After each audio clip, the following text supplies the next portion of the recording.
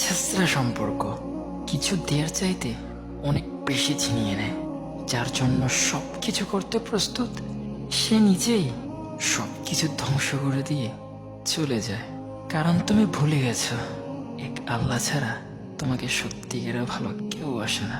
Trust me, বিশ্বাস করো, তোমাকে আল্লাহর চাইতে বেশি আর কেউ ভালোবাসতে পারবে না, কেউ না।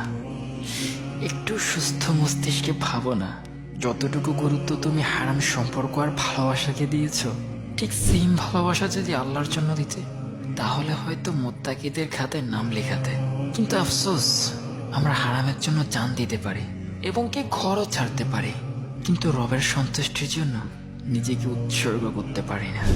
ধিক্কার জানাই এমন সম্পর্কের, যে সম্পর্ক নিজের মুনিব থেকে নিজেকে দূরে সরিয়ে রাখে।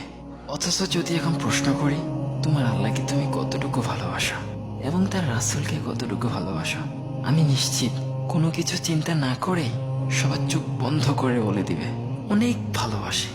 অথচ সেই রবের দেয়া বিধান এবং কি তার হালাল হারামের তোয়াক্কা না করেই হারাম সম্পর্কে জড়িয়ে আছেন, আর আপনি কিনা তাকে অনেক ভালোবাসেন। ছেঁচড়ামি।